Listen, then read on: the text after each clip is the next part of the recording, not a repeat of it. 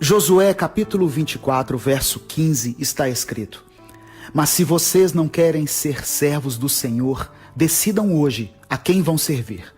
Resolvam se vão servir os deuses que os seus antepassados adoravam na terra da Mesopotâmia ou os deuses dos amorreus, na terra de quem vocês estão morando agora. Porém, eu e a minha família serviremos a Deus, o Senhor. Antes da mensagem, eu quero pedir que você se inscreva no nosso canal, deixe o seu like, o seu pedido de oração nos comentários e compartilhe essa palavra com seus contatos. No final dessa mensagem, eu vou fazer uma oração pela sua família. A família tem sido alvo de ataques, tanto de inimigos espirituais quanto dos problemas de convivência. Satanás sabe o poder que a família tem na construção de uma sociedade equilibrada. Por isso ele faz de tudo para que as bases familiares sejam destruídas. Mas Deus tem planos e sonhos para você e a sua descendência. O Senhor não criou a sua família para viver debaixo de uma influência maligna. Não se conforme se a sua casa parece mais um campo de batalha do que um lar.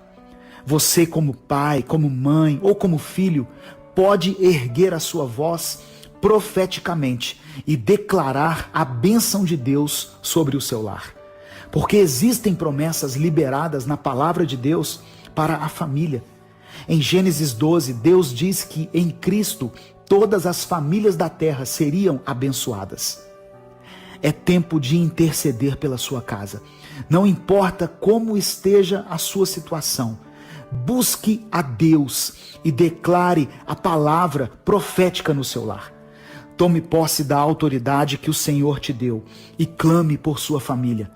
Marido e esposa devem unir a sua voz em oração e apresentar cada filho a Deus, consagrando a família e pedindo que a vontade do Senhor se cumpra na vida deles.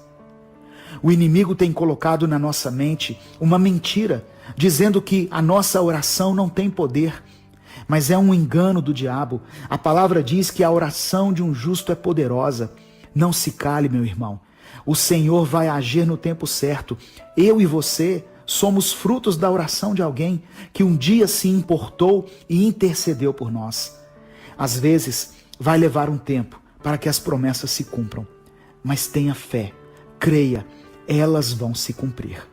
Eu quero orar por você.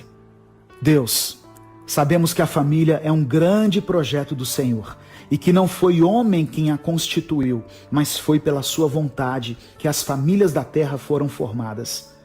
Eu quero profetizar sobre cada família representada, por todos que ouvirem essa mensagem, que cada um possa experimentar dias melhores em sua casa, que as brigas e as discussões possam dar lugar ao diálogo, que o tempo em excesso que temos passado em frente à televisão, no computador ou no celular, possam dar lugar a um tempo de leitura da sua palavra e a oração junto com os nossos familiares.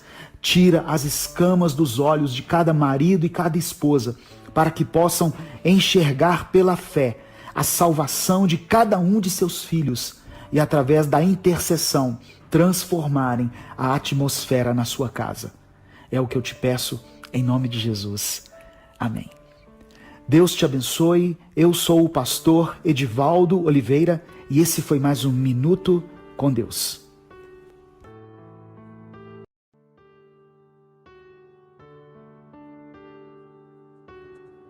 Salmos 71, verso 20, diz assim: Tu que me fizeste passar muitas e duras tribulações, restaurarás a minha vida e das profundezas da terra de novo me farás subir. Às vezes é difícil imaginar por que é que mesmo depois que entregamos nossa vida a Cristo, ainda estamos sujeitos às provações e tribulações da vida. Por que um Deus bom e amoroso permite que passemos por coisas como uma enfermidade, uma separação, um desemprego, a morte de um filho, preocupações e medo? Na mente da maioria das pessoas fica a pergunta: será que Deus me ama mesmo? Por que as coisas são tão difíceis para mim? Se Deus tem poder sobre todas as coisas, por que então Ele não resolve os meus problemas? Não duvide do amor de Deus. A Bíblia nos ensina claramente que Deus ama os seus filhos. E em Romanos 8:28 diz que todas as coisas cooperam para o bem daqueles que amam a Deus. Podemos entender então que as provações e as adversidades que estamos enfrentando fazem parte do propósito de Deus para a nossa vida. E elas são para o nosso bem, por mais que a gente não entenda. Tem pessoas que, se não tivessem enfrentado um problema sério na família, como a morte, a enfermidade ou uma crise no casamento, não estariam hoje na presença de Deus. Tem situações que você está enfrentando que talvez só serão compreendidas na eternidade. O apóstolo Pedro diz o seguinte: nisso vocês exultam, ainda que agora, por um pouco de tempo, devam ser entristecidos por todo tipo de provação. Assim acontece para que fique comprovado que a fé que vocês têm, muito mais valiosa do que o ouro que perece, mesmo que refinado pelo fogo, é genuína e resultará em louvor, glória e honra quando Jesus Cristo for revelado. Receba essa promessa em sua vida. Suas tribulações vão resultar em louvor, glória e honra. O salmista diz no capítulo 71 que o mesmo Deus que o fez passar por muitas e duras tribulações restauraria a sua vida e o ergueria novamente. Entenda que suas provações não são maiores do que o seu Deus, como diz a canção, e não vão te impedir de caminhar. A verdadeira fé do cristão será confirmada e aperfeiçoada pelas provações que sofremos. Paulo disse que a tribulação nos traz mais perseverança e experiência e renova a nossa esperança. Talvez você esteja sofrendo e enfrentando problemas que são fruto de suas próprias escolhas erradas. Deus nos perdoa, mas de acordo com o que plantamos, vamos colher as consequências. Ainda assim, saiba que Deus não se esqueceu de você, mesmo se tivermos que sofrer as consequências naturais dos nossos pecados.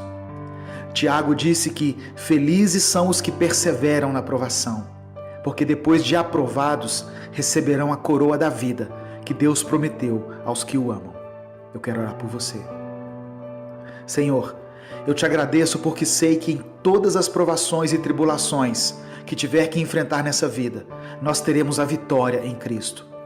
Mesmo que minha vida esteja sendo bombardeada por todos os lados, em todas as áreas, eu sei que o Senhor não se esqueceu de mim. A tua palavra diz que nenhuma provação será maior do que a nossa capacidade de suportá-la e que o Senhor nos daria livramento para que a pudéssemos suportar.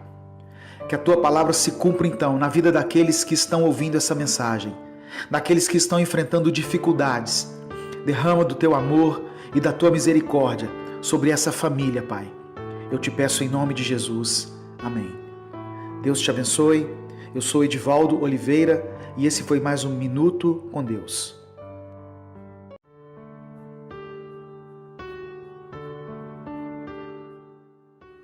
Marcos capítulo 8, verso 25 está escrito: mais uma vez, Jesus colocou as mãos sobre os olhos do homem. Então seus olhos foram abertos e sua vista lhe foi restaurada, e ele via tudo claramente. Os milagres que são descritos nos evangelhos não servem apenas para fortalecer a nossa fé e a nossa confiança em Deus. A partir do conhecimento das Escrituras, quando observamos a vida de Jesus e as coisas maravilhosas que ele operou na vida de tantas pessoas, o nosso coração se aquece e temos a convicção de que servimos a um Deus que pode todas as coisas.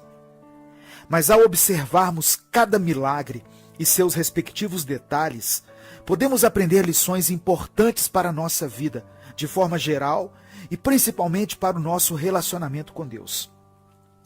O texto lido diz que em Betsaida trouxeram um cego até Jesus e suplicaram para que ele o curasse. Jesus pegou saliva em suas mãos e curou o cego. Mas embora tivesse sido curado, ele ainda enxergava mal, pois via as pessoas como se fossem árvores. Somente no segundo momento, quando Jesus tocou-lhe novamente, foi que a sua visão foi totalmente curada, e ele pôde enxergar as coisas de forma clara. Aquele foi um milagre diferente, pois foi realizado em 2 etapas. Jesus está mostrando para nós que algumas pessoas serão abençoadas, porém, a restauração na vida de alguém não é algo que segue um padrão. Existem pessoas que foram tocadas por Jesus e foram curadas ou restauradas parcialmente, mas isso não significa que Deus não está agindo na vida delas. Paulo escreveu aos Filipenses que aquele que começou a boa obra em nós vai completá-la até o dia de Cristo Jesus. Não queira que Deus haja na vida das pessoas da mesma maneira como agiu na sua.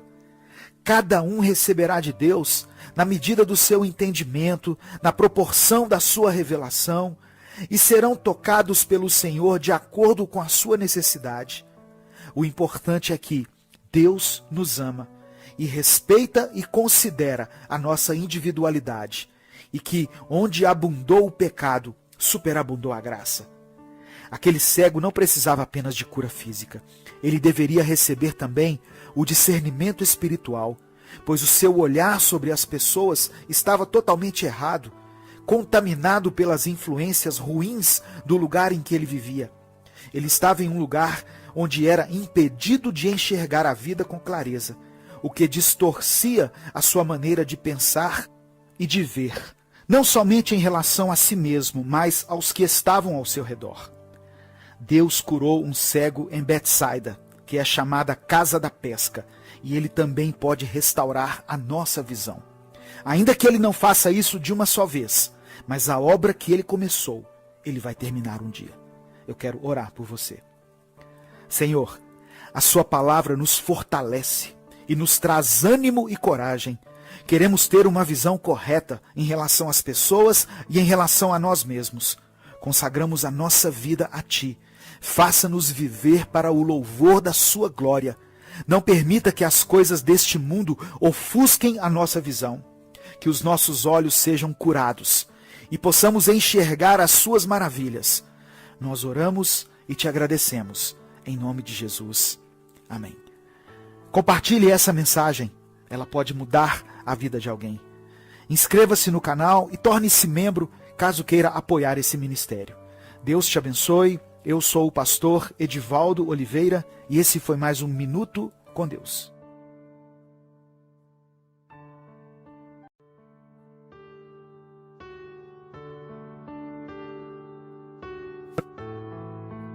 Primeira Crônicas, capítulo 4, verso 10, diz assim: Jabes orou ao Deus de Israel: abençoa-me e aumenta as minhas terras, que a tua mão esteja comigo, guardando-me de males e livrando-me de dores. E Deus atendeu ao seu pedido. Qualquer situação pode ser transformada pela oração. A Bíblia fala de um homem chamado Jabes, que teve a sua vida transformada. Ele consegue sair de uma circunstância de dor e sofrimento para uma situação de honra, através da sua oração. Sua mãe lhe chamou Jabes porque ele trouxe dores a ela quando nasceu. Não fala mais detalhes sobre isso, mas entendemos que a história de Jabes foi marcada pela dor, assim como a história de milhares de pessoas. O significado do seu nome é dor, aflição ou pesar. Jabes é aquele que causa dor, é aquele que está acostumado a sofrer e a causar sofrimento nas pessoas. Mas o que fez a diferença na vida dele, e que também pode fazer a diferença na sua vida, foi que ele invocou o Deus de Israel. Houve um momento em que ele conheceu o poder da oração, e quando se dispôs a orar, tudo começou a mudar em sua vida. Jabes entendeu a importância de buscar a Deus. O resultado dessa busca foi que Jabes se tornou o mais ilustre dos seus irmãos. A sua vida foi transformada de tal maneira que ele deu mais orgulho aos seus pais do que os outros filhos. A vida de Jabes nos revela que, mesmo que não tenhamos tido um bom começo, seja no nosso casamento, na nossa carreira profissional, no nosso ministério ou em qualquer outra área da nossa vida, não devemos desistir, porque Deus é poderoso para transformar nossa vida. Jabes pediu 4 coisas a Deus. Primeiro, ele orou para que o Senhor o abençoasse. Muitas pessoas pensam que são abençoadas pelo fato de serem bem-sucedidas. Nenhum sucesso profissional compensa o fracasso familiar. Não adianta ter muitos bens e perder sua família ou a sua paz. Jabes também pediu prosperidade. Prosperidade não significa apenas riqueza financeira. Ser próspero é não sentir falta de nada. É quando podemos dizer: o Senhor é o meu pastor e nada me faltará. Prosperar é estar satisfeito e feliz. É poder ter um sono tranquilo. Jabes orou para que a mão de Deus cuidasse dele por onde fosse. A mão de Deus é forte e poderosa. Vivemos um tempo de tanta violência, mas em Deus podemos ter a certeza de uma verdadeira segurança. E finalmente, Jabes pediu que o Senhor aliviasse o seu sofrimento. Ele tinha sofrido desde o seu nascimento e também feito outras pessoas sofrerem, mas queria dar um basta naquela situação. E a palavra diz que Deus atendeu o pedido de Jabes. Você também pode orar ao Senhor hoje e pedir que a sua vida seja transformada. Talvez você esteja sofrendo por tantas coisas, ou fazendo as pessoas que você ama sofrerem. Deus é poderoso para te abençoar. Confie nele, entregue sua vida a ele. Eu quero orar por você. Senhor, somos gratos pela tua palavra. Que a história de Jabes possa servir de inspiração para todos aqueles que estão sofrendo, por qualquer motivo, para que se sintam motivados a buscar o Senhor em oração. Restaura a vida de todos que estão ouvindo essa mensagem, em todas as áreas. Eu oro em nome de Jesus. Amém. Deus te abençoe. Eu sou Edivaldo Oliveira e esse foi mais um Minuto com Deus.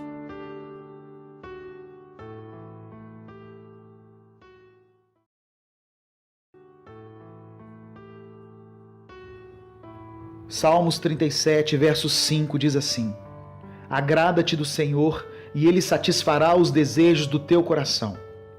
As pessoas passam a vida inteira em busca da felicidade, procurando satisfazer seus desejos e suas carências com aquilo que julgam ser o ideal para suas vidas.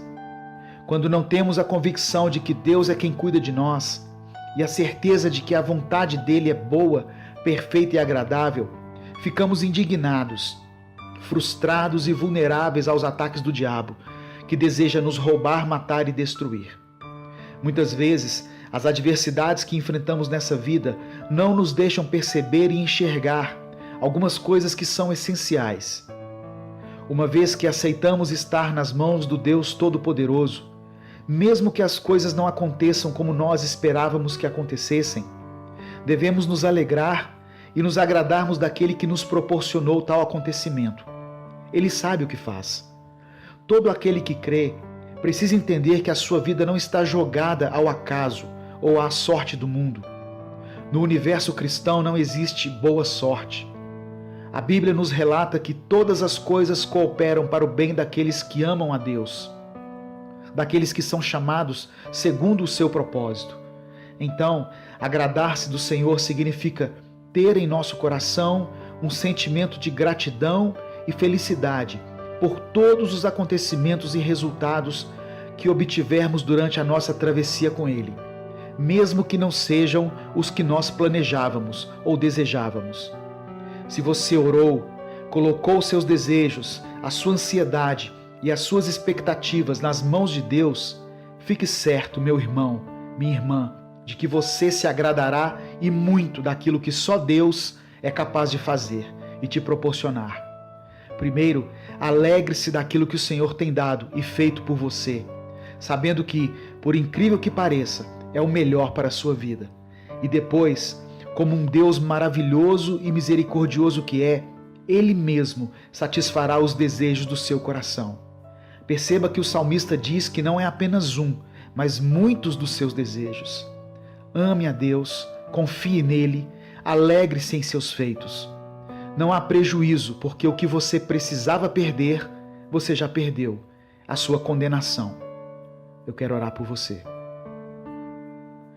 Senhor, que através dessa mensagem, as pessoas possam enxergar que a sua vontade, o seu olhar e os seus feitos em qualquer área da nossa vida é o que há de excelente para nós. Não sabemos o que queremos quando pedimos em oração, assim como diz na sua palavra, há caminhos que ao ser humano parecem ser as melhores opções de vida, mas ao final conduzem à morte. Então, Pai querido, ensina-nos a ficar satisfeitos com todos os seus feitos e agradecer por algumas orações em que tivemos de aceitar o seu não, pois certamente esse não que recebemos é o nosso livramento, bem como a nossa certeza de vida plena. Eu oro em nome de Jesus. Amém. Curta e compartilhe essa mensagem. Deixe seu pedido de oração nos comentários. Eu sou Edivaldo Oliveira e esse foi mais um Minuto com Deus.